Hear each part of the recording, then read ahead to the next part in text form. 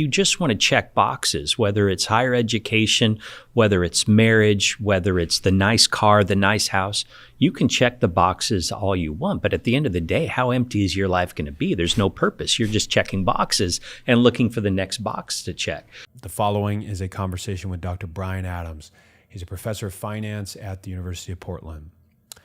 Finance is one of the many majors a student may choose. So I wanted to ask Dr. Bryan Adams, why might a student pursue a finance degree? What are the career opportunities that exist on the other side? And how might a finance degree help in other areas of one's life? We also had the chance to discuss the ever-changing world of higher education, where, for example, students are feeling an increasing need to self-censor their own beliefs and ideas. And additionally, does the value of the MBA still exist in our current climate? This is the Better You podcast. My name is Michael McKelvey. To support this podcast, please subscribe. And now, Dr. Bryan Adams. Your name is Bryan Adams. Mm-hmm. Okay. True? True. Okay.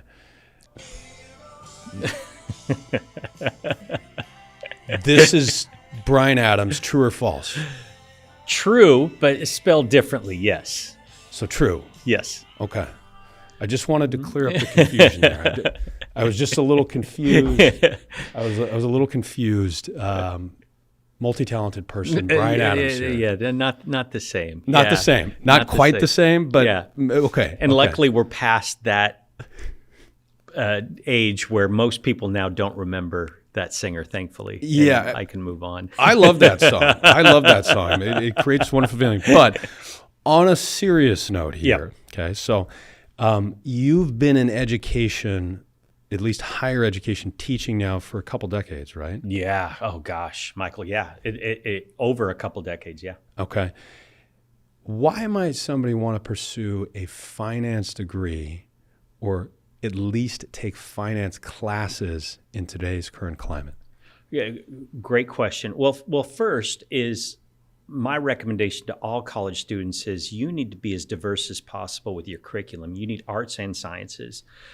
And finance is definitely more on the science side. But what a lot of people don't understand with finance is there are quantitative aspects and there's as many qualitative aspects too. So the great thing about finance is it kind of bridges that arts and sciences. There's a lot of art in finance and there's a lot of science in finance. Most people just view the math and the spreadsheets and think, oh, that's all it is, just this nerdy world where you crunch the numbers and then you figure out what your best investment is. And no, there's so much about finance. It's about communication, about talking with people, understanding what their needs are and what their goals are, and helping them meet their goals, whether it's within a corporation or at a personal level. That's what I love about finance is that it bridges so many different areas, requires people to think, requires people to have an open mind and be willing to think about different alternatives, and then to work through different scenarios to come up with a good strategy. I think that type of skill is necessary in anything you do in life. Mm-hmm. Yeah, and you mentioned being able to communicate the numbers, and there really seems to be two individuals in finance. There's more of like a head down role from my perspective, somebody that is very much within the numbers and maybe explaining the numbers to people that at least have some idea how the numbers work. We would say that's more of an analyst. Yep. And then at the same standpoint, there's the individual who seems to be in charge of communicating the numbers to somebody that maybe isn't in the financial realm. And I would say both of those skill sets, you can carve your own pathway off of. Yeah. But I guess with, the coursework, you have an opportunity as a kid to choose, an infinite amount of pathways, and there are a number of different majors there. Why might somebody, I guess, pursue a finance degree?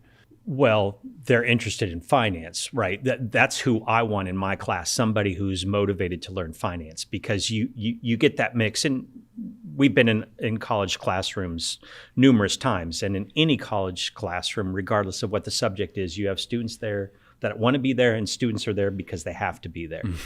That classroom works so much better as a learning environment when most of the students want to be there. So I want the students in my class who want to be there, who want to learn about finance, whether they're a finance major or not. we understand there's so many financial decisions you have to make in your life regarding, partnership, living with people. How do you live with people platonically and beyond that? Shelter, savings for short-term goals, investments for long-term goals. There's so many financial decisions we have to make. I think everybody should be required to take finance classes, not just in college, but in high school, junior high, and even take it down to elementary school. Mm-hmm. Finance should be a part of the curriculum all the way through because it is such an important facet of our lives. Yeah, the numbers, both from like a personal financial standpoint, but also, something I've come to realize is our world is essentially made up of numbers. Mm-hmm. Math in a lot of ways seems to be what governs the world, whether that's from a physics standpoint, or from a number standpoint within how some business is operating. And so being able to, kind of break things down financially into those numbers, I think is critically important. And that kind of brings up the second question I have is, just in my time, mm-hmm. I have seen so much of the world become automated in ways that it wasn't even just a decade ago. Yeah. And as we stare at the financial industry, there are many people that say, okay, so much more of it is automated now. You can have ETFs that essentially build out a passive portfolio for you. Yep. So what's the role of a portfolio manager anymore? What's the role of all of the traders and the analysts anymore? You have other roles for companies where they maybe have some software replacing what some financial analyst previously did. So I guess as the environment in the world shifts and more becomes automated in the financial spectrum and the financial world, just like many other worlds, where is the role for the human from a career perspective as you look outwards and kids maybe are considering this as a major? Where is that role for the human? Oh, gosh, that's a great question. So a couple different ways that I talk to students about this. Number one, when we talk about finance on the first day that I have students in class, I say, this is like a foreign language class, whether this is Spanish, French, Japanese, Chinese, doesn't matter. It is trying to figure out how to talk in these terms, using these phrasings, using these numbers, which a lot of people don't understand that you have to get immersed in the language of finance to get comfortable and understand and get your arms around basic financial concepts. They think, it's just about the numbers. And yeah, the numbers are part of the language. They're the objective part of the language. But like I said, there's so much about finance that is subjective, that needs that human approach. And all these models we're talking about, these robo-advisors, these asset allocation models to build portfolios, they're based on assumptions. All models are based on assumptions. All pricing models are based on assumptions. And we have this conversation all the time. We're going to have it today in my finance class about market efficiency. Mm-hmm. Having a discussion about market efficiency is a really difficult discussion to have because nobody knows the true value of anything right now. You have a good guess, and we can give a range of where the value of any asset should be, but you don't really know. It's a guesswork. And after the fact, we can look back and say, okay, yeah, that was undervalued, that was overvalued. But right now in this space and time, we are beholden to models, and those models are based on assumptions. And those assumptions are usually going to be based on where the meaty part of the distribution is. That bell curve, that model is going to be based on averages. What is the most likely outcome? Well, how many people do we know that aren't average, that are in different parts of their life doing way different things and need a more subjective approach and also need that communication level where people understand and can link, okay, you're here, this model's over here, I can find a way to link it together so we can get the best type of financial management for you that's not just going to be this cookie cutter approach. And we've heard that in marketing before. And a lot of times people use that, we're not going to give you a cookie cutter approach, but in honesty, most financial models are cookie cutter approaches. So you need that human to come in and say, okay, the model says this, but maybe we should tweak it a little bit because you have a kid that has special needs, or your husband wants to go back to college, or you have a parent that needs to come live with you. And a lot of those are common, but not common enough to be built into models. So that's where you need the human to help you figure out those issues that are more specific to you. Yeah. Yeah, it's interesting. As the world has become more efficient, in a lot of ways, like that's how technology has produced more jobs and just more in general, more opportunity, more capital is through increasing efficiency. And you look at the financial sphere, and as, yes, maybe there's less opportunities in the active space in the way that there might have been 20, 30 years ago managing portfolios, because there's just less overall active portfolios. There's maybe new roles and opportunities that have popped up simultaneously as markets have become more efficient and as we've become more efficient at managing just people's financial lives, right? I mean, without the tools that I have available from a financial planning stance today, the software that I have available, the tools that I can use that were created over the past, really last decade, I would not be able to have the same effect in helping people. And so those tools have made me more efficient, which has allowed me to provide a different type of value than maybe somebody could have provided 20 years ago when it was more commission-based, when it was more about just, hey, I'm going to build a portfolio and that's the value for you. Today it's, okay, I actually have this tool that can review your estate plan and see the gaps within your estate plan. And there's some serious gaps we have to talk about. I have this tool that can review your previous tax returns and see that you're not maximizing your HSA. You maybe aren't taking advantage of some deductions that you could be taking advantage of. And so you can kind of play a more holistic stance. Absolutely. And again, that's where that human is somehow more involved in ways that you just can't project out. So I think it's easy to see where the jobs can diminish over time, the ones today, but it's difficult to connect the dots looking forward and say, okay, here's where the new jobs will be to replace it, you know? But I find that you mentioned a line there on assumptions, and every model is based on an assumption. And you teach a class, I think you mentioned it as your favorite class, at least from what I read. I think the name of it was Financial Markets and Institutions. Financial Markets, class. Yes, and then there was another one on portfolio management, Applied portfolio management. That kind of leads into my next, I guess, question. And do you teach any graduate classes, any graduate level classes for MBAs? I used to only be grad classes, and now since I stepped away from the associate dean role on the grad side, I'm more on the undergrad side right now. So I think there's an opportunity cost with everything, and undoubtedly when you're looking at MBA, there's the time and the money that's associated with it, right? Unless your company maybe is paying for it, there's at least the time. As always, it's always a question of how much time or financial investment we're going to have to put towards something. That's the opportunity cost, right?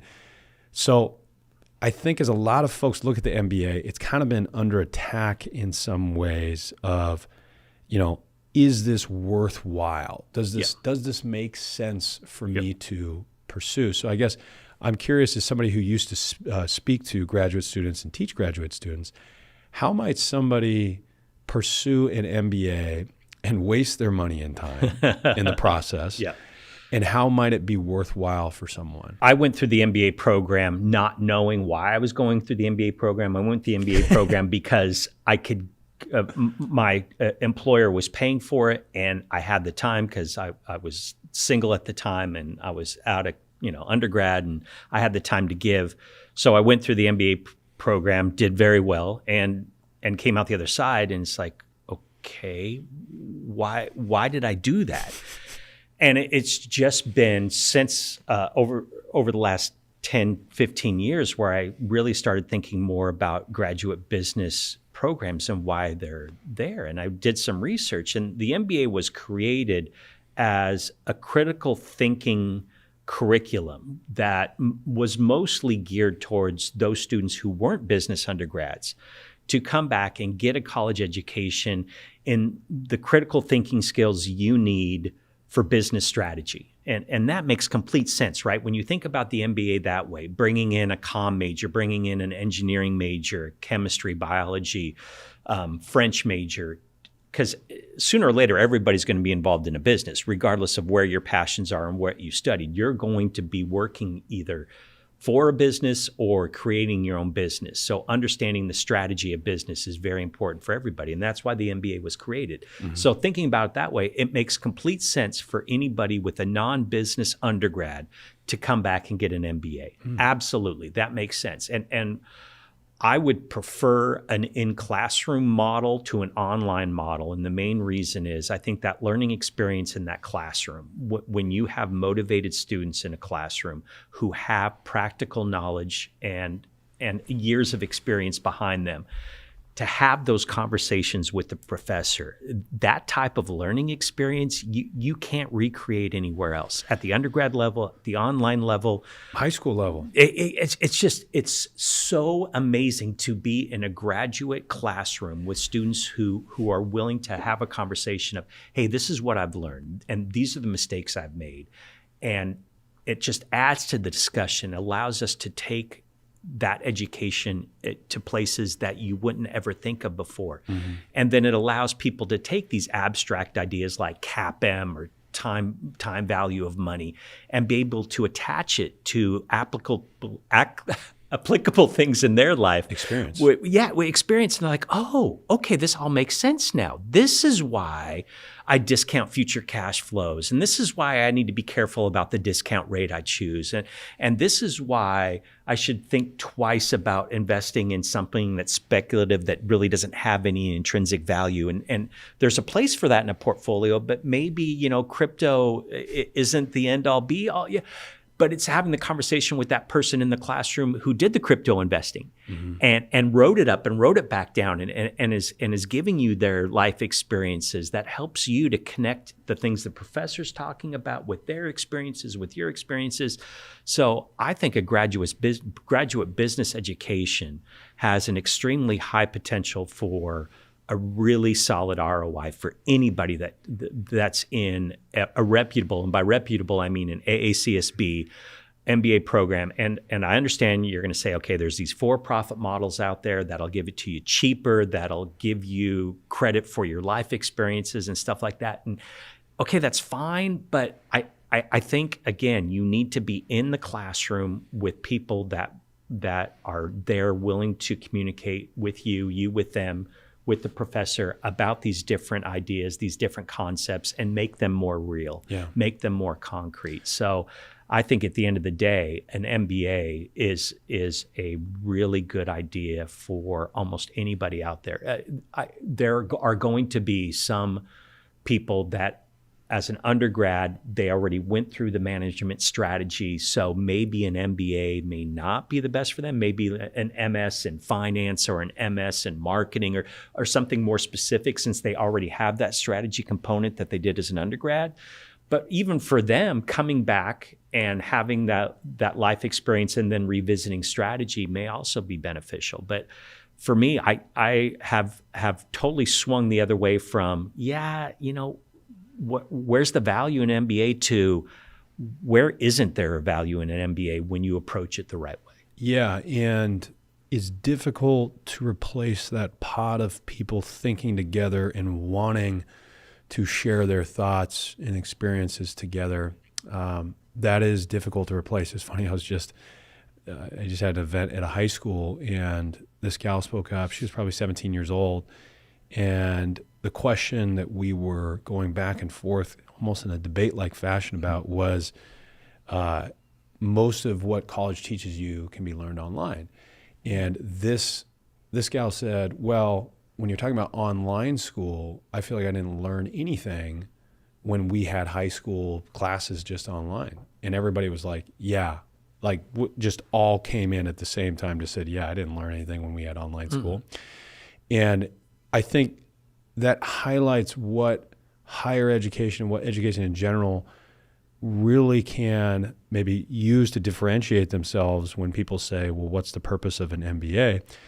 Is that pot of people coming together to think about complex problems. But at the same time, I can see, you know, I think I can see where a lot of folks might look at an MBA and say, that's just a bunch of people paying for their perception. It's no different than a kid or the guy saying, hey, I want to buy this nice car so people think about me differently.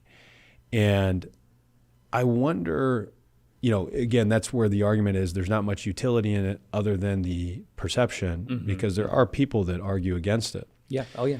And so I wonder how you would respond to that. You know, if there is any truth in the value of the MBA is more perception-based than it is merit and utility-based, if that makes sense. Yeah, but you could say that about any decisions you make in life, right? If you just want to check boxes, whether it's higher education, whether it's marriage, whether it's the nice car, the nice house, you can check the boxes all you want. But at the end of the day, how empty is your life going to be? There's no purpose. You're just checking boxes and looking for the next box to check. And that's why we were talking about that classroom experience allows that connectivity with your fellow classmates, with the professor, with the curriculum that checking boxes can't give you, right? So at the end of the day, you can treat higher education like checking boxes, or you can treat it as how can I make this a valuable experience for me? Just like anything in life, whether it's going to a sporting event, whether it's, you know, hanging out with family. Am I just checking? And some days you do just want to check the box, right? Completely understand. Some days you just want to check the box and move on. But most days, if you figure out, hey, how can I make this work best for me? It's going to be a far better experience. You're going to have a far better day. And at the end of the day, you look back and say, yeah, you know, I feel somewhat full from what I did today because I wasn't just checking boxes. I was trying to connect to people, to ideas, to something. And I think that connection is what we need. Wonderful answer. That was actually a great answer.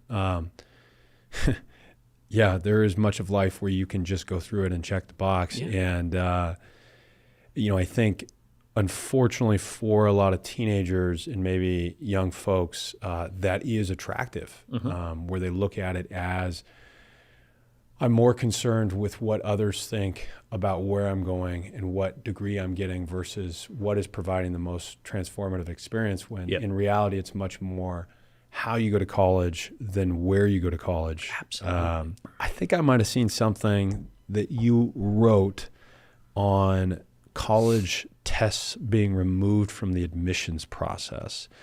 And from my understanding, you know, many colleges have removed testing requirements from the admissions just process. And I wonder if that's a good thing. And as colleges then look to, and I know you're not in admissions, kind of an open-ended question here, but as colleges then look to evaluate who should come to their school, you know, is it good that that is not a part of the process, or does that then leave the college up to deciding how somebody gets into the college more based on other factors that might not actually be in the best interest of society?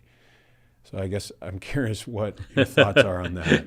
Yeah, and that's an excellent question, because I would say a few years ago, I was on the other side when we went into COVID and pretty much every MBA program across the board suspended the GMAT, and then on the undergrad side suspended the SAT or the ACT.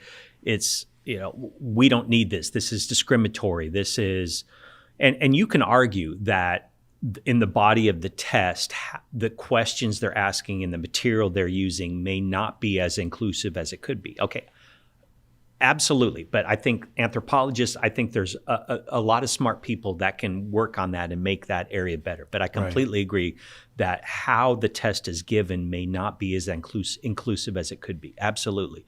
But like you just said, if you pull away one objective measure, a test score, then all admissions are going to do is replace it with another objective measure or give more weight to the other objective measures they have. They still have to decide who because comes in. At the end of the day, even for a smaller school like University of Portland, where we have like 4,000 students, bringing in 1,000 undergrads, maybe a couple hundred grads every year. So we're talking, you're trying to evaluate 1,200 students that actually come here, plus what's the multiple of students that you're also evaluating that aren't coming here?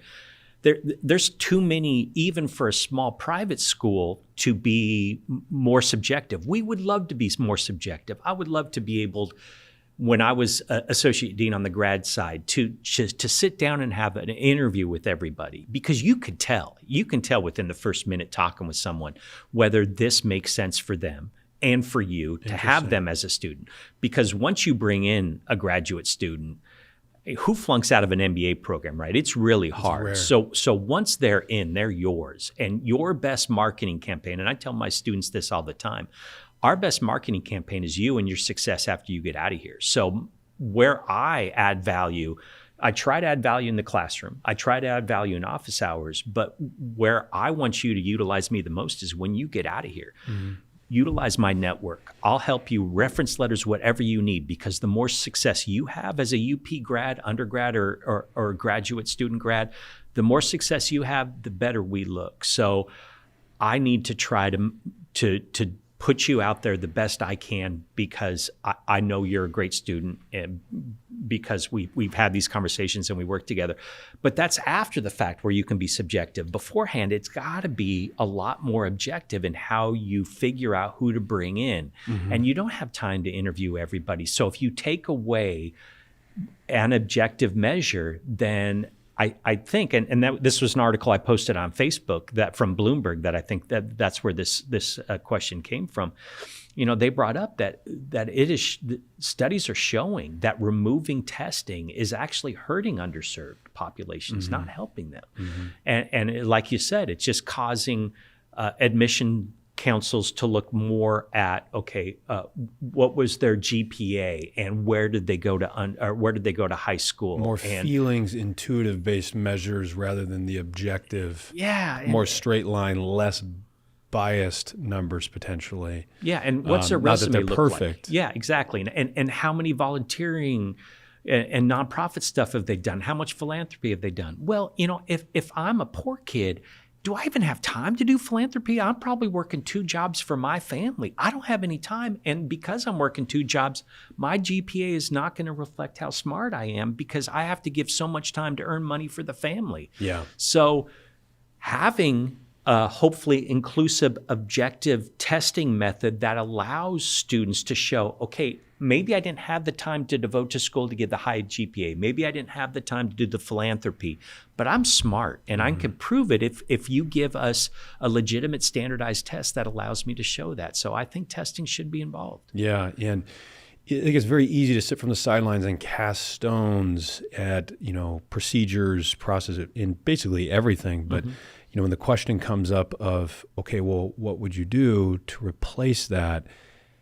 It gets a little trickier, and you maybe start to see, well, this is actually why we have testing as a part of the process, because it's hopefully one of the least discriminatory opportunities and methods that you have at evaluating a student, because it's not as concerned with the feeling-based pieces of, okay, well, is this high school really challenging their kids when we're evaluating their GPA, or, what's this person's background, and, how much do they actually care about the clubs that they're in? So it's interesting. So I have a couple questions then, kind of a little bit different. One of them has to do with, we'll talk about women in the financial sphere.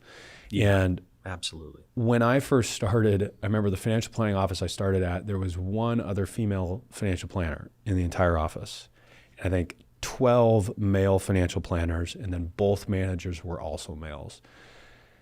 And, I looked at that and didn't think much of it, but then I got into management, and it was incredibly difficult to find females that wanted to work in the office. Yep. And I can understand, from a certain standpoint of like, okay, well, there's 12 other guys that are working here. I would be the only one.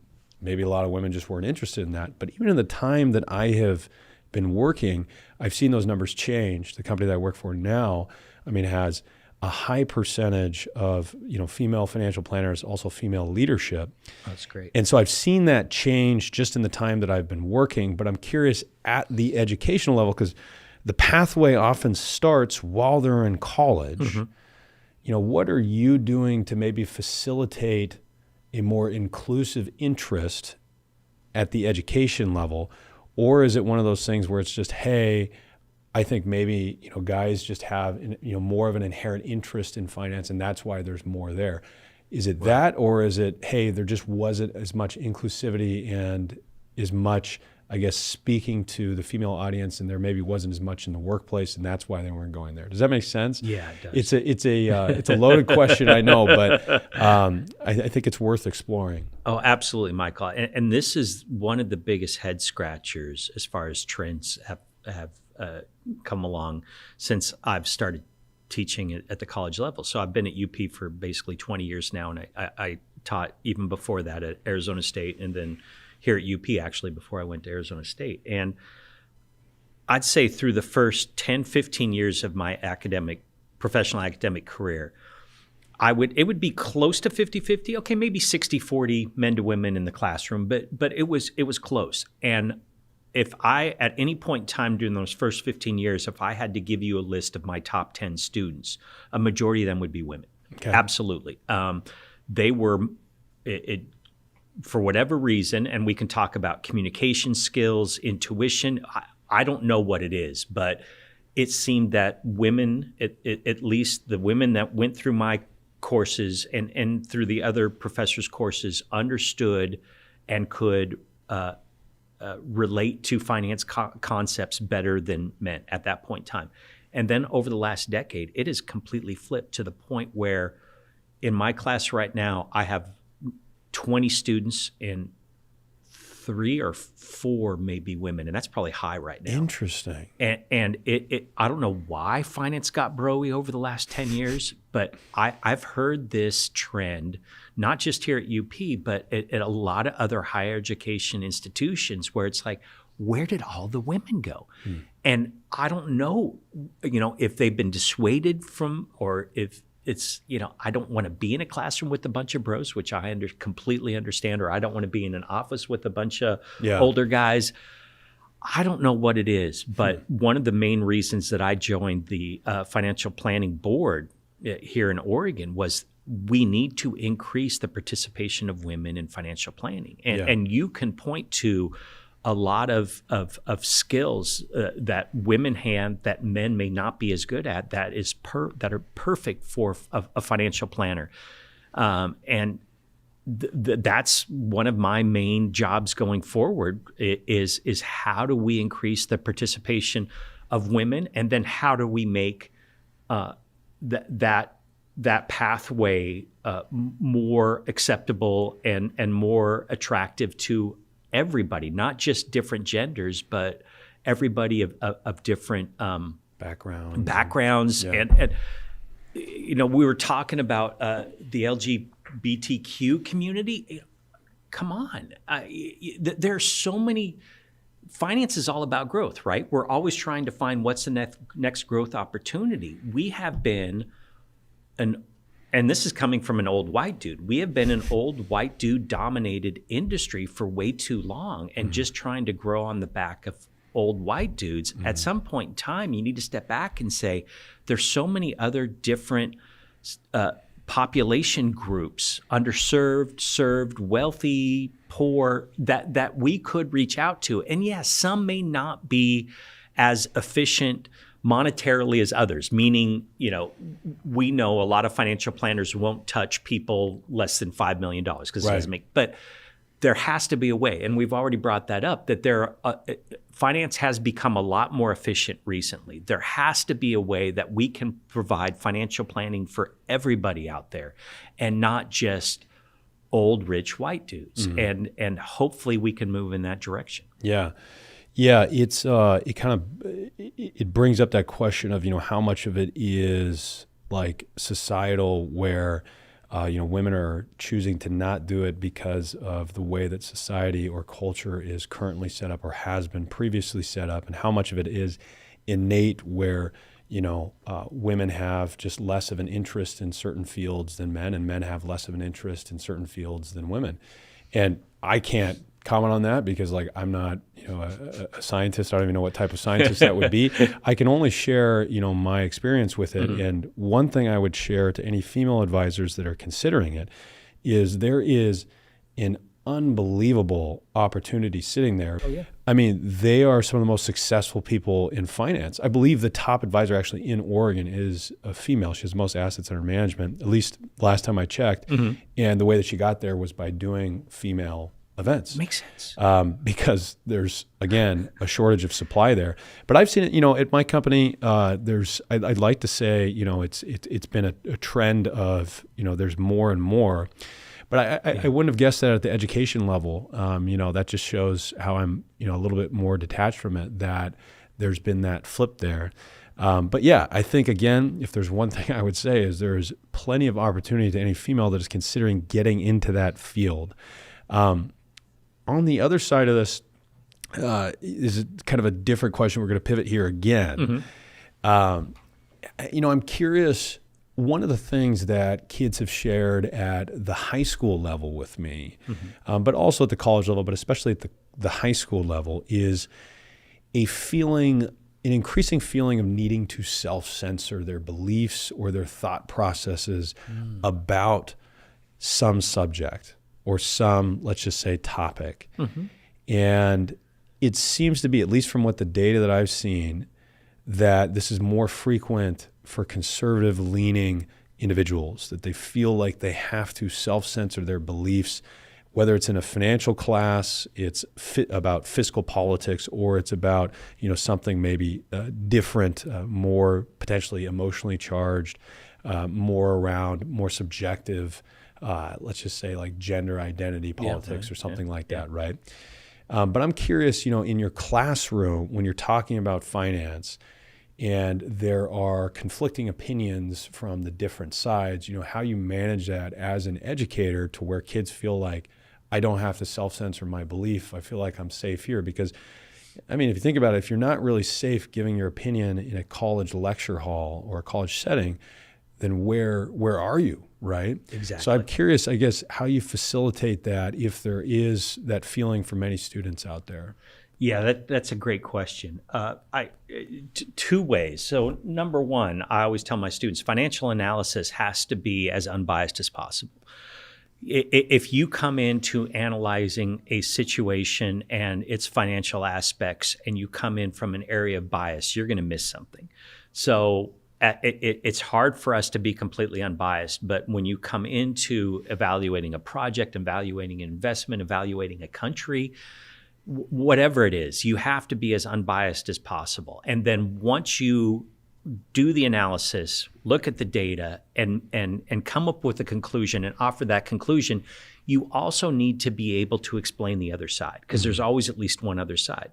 So if you're saying don't invest in crypto, then you need to come up with a reason to why. And you need to have both reasons. So you need to understand where both sides are coming from, because then that allows you to better help your clients, those clients who are into maybe digital currencies and those clients that never want to touch it. You understand where both coming from if you can make up both, if you can tell both of those stories from a logic perspective. And I wish we were there politically. I don't see that. And I know, given the demographics of the students in my classes, you are going to have those conservative kids that feel like they shouldn't say something in class because they're going to get Portland, traditionally liberal town, and I completely understand it. And so that's why I say, okay, there are arguments that fiscal policy may have been too accommodative, and there was potentially too much money given out during COVID by both administrations. Yeah. Right? But you can talk about it in a way that removes the bias and talks about it from more of an economic or financial impact that decision had, rather than they were wrong making that decision. Okay, here was the decision that was made: raise taxes, lower taxes, add regulation, take away regulation. Okay, there was the decision. Now let's have the discussion. What's good about that decision? What's bad about that decision? You have to have an open mind. In the applied portfolio class, we continually have those discussions. So you're going to pitch an investment. Also pitch to me why we shouldn't make that investment. Yeah, I need to hear both sides. That's a great way to think about it. Complex problems often require complex solutions. Yeah. And you don't learn much from listening to people that share, if anything at all, the same opinion as you. Exactly. And so being able to explain the other side is a really helpful process. Actually, one of the exercises that we have with the high school students, we have complex questions, and we'll have kids stand on different sides. One strongly agree, one strongly disagree. And at the end, we ask, hey, can you explain the other side? Why is it that someone might have a completely different opinion on that side of the fence than you? And just by vocalizing that, you a lot of times find a little bit more truth. You get a little bit closer maybe to the truth just for yourself, because again, there's just very few absolutes other than maybe like physics and math. Exactly. And those aren't the things that are talked about. Like nobody's saying like, hey, 5 plus 5 is actually 11. Like we need to have a conversation about we this. need to review friction. Yeah. Those things, are kind of left to be. So but I guess one question too off of this is, do you think teachers should share their bias in a classroom? That's a great question. Initially, I would say no. I never try to give my opinion unless we're talking about college sports and who I may be putting money on. But I love using sports betting in financial analogies. I think it's perfect in a lot of different ways. But initially, I say no. I try to be as impartial as possible. But then you bring up a great point that explaining how you feel and why you feel that way and why you're taking that side in a discussion can help the students, even if they don't share your belief, understanding why you have that belief. So maybe I should, but from day one, I have never given my opinion about whether you should or shouldn't invest, what side of the aisle you should be standing on. Other than if we're talking about human rights, then yes, we need to talk about equality and inclusiveness, and absolutely, I don't think that should be up for debate. But on the more nuanced subjects, I try to stay as impartial as possible and willing to argue on either side, regardless of what I believe. Yeah, because it's interesting. Like you can learn. I really do see both sides of that, where it's like, if you took 2 classes, one from, let's just say, this is actually one of the classes I took, is Science, the Philosophy of Mind, and we had a neuroscientist and a philosopher, a doctor in philosophy, and it was one of the best classes I've ever taken. And essentially, they offered conflicting thoughts on each of the things we'd go through. The neuroscientist was much more deterministic, right? Things are as they are. It's all predetermined. And the philosophy, the doctor of philosophy was much more there to explain the reasoning, why behind things. And there was a little bit more substance to it than just, hey, it's physics at the end of the day. And it was so...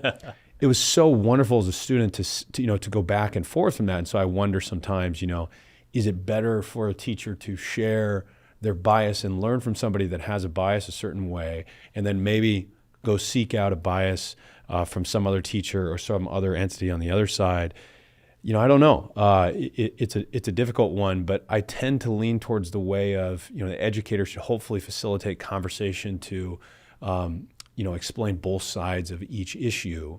Because again, most problems are complex that we're talking about. Oh yeah. Otherwise, we wouldn't be talking about them. Oh, absolutely. So that's I appreciate your answer on that. That's helpful. How has higher ed changed in the time that you've been teaching? One aspect, and this is what I've tried to learn from the pandemic, is you need to provide as many communication channels as you can for your students, as humanly possible.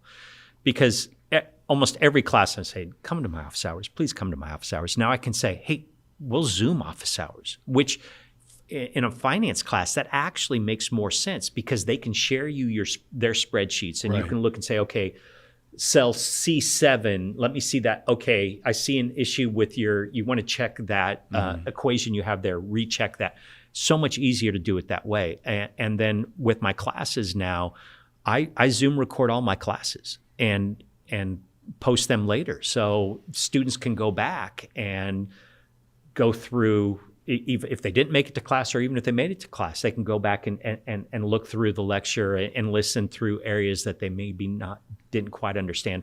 I think that is a huge benefit of the pandemic, is it taught us you have way more communication channels to use than you thought you did. I still believe that the in-classroom experience is more often than not going to be more valuable than a virtual classroom experience. But having that virtual component, I think it adds to the value that the student is going to get from taking a class. So I think that's one of the biggest changes over the last decade in higher education, is us learning how to use as many different communications channels as we could. Because before the pandemic, it was, you got to use modern technology. So, okay, how do I use it? And it's old school. It gives you another way to communicate. So as many different ways as you can communicate with the student, you need to use all those different channels that you can. Yeah. And it's become a tool, whereas, many people, I think, saw it as potentially a replacement, being, the ability to remotely learn. But I guess if there's one, kind of, as I adjust myself in my chair, comforting feeling with all of this, it's that we still haven't been able to replace in education, again, the benefit of bringing people together and learning different ideas from each other. Yeah. And that still seems to remain the most powerful form of education. You could make the argument, reading, you can go, I guess, soak up as much knowledge as possible. But what's been difficult to replicate, whether it's for technology or, remote learning, is the ability for us just to perceptively learn from each other in that real world experience. Maybe Meta's got an answer for that I don't know about. I'm sure Mark Zuckerberg, if you're listening to this, you might chime in on that. But last question I have for you, advice for young folks that are considering a financial degree. We've hit on this a few times, but to be more intentional about it. So there are pathways through finance. There is the CFA pathway, Chartered Financial Analyst, where you are mostly numbers-based, analyst-based, non-relationship. Not that CFAs don't have relationship, but it's more dealing with how to model and how to correctly predict what's going to happen in the future, and how to better utilize data to make decisions. And then you have the CFP path, which has really grown over the last decade to this idea, this holistic idea that you brought up of, hey, we need somebody there that understands the client and can communicate these data models and these different ideas that come out of the data and help the client best understand how to utilize these concepts for them. And then you can go corporate finance, you can go banking. So there's all these different pathways. There's far more diversity in finance than a lot of people seem to think. They just seem to think, okay, it's a numbers field, and you got to understand math. You got to love math. You got to be a nerd. You got to understand Excel. And I absolutely agree. By the end of each semester, if a student is not comfortable with Excel, I feel like I failed in some manner. That is such a great tool that once you learn it, it becomes part of your life, because then you're able to build your own amortization tables with your mortgages and your car loans and stuff like that. Makes your life so much easier. But there's so much more diversity in finance on what you can do with that degree now than ever before, that I just think it can lend itself to any type of person. An introvert, an extrovert, a math-focused, arts-focused.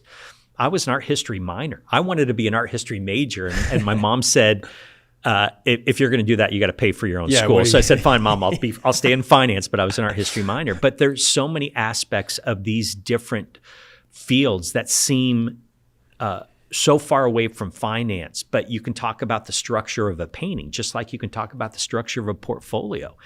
And so being able to bring people of all these different backgrounds together. I think finance could be one of the most diverse industries out there as far as the people that come into finance and the people they serve and how they serve them. I think finance has the ability to be as diverse as we need it to be for the future. Yeah, a lot of pathways one can take with a financial degree. I will add to that. That was the surprise for me on the other side.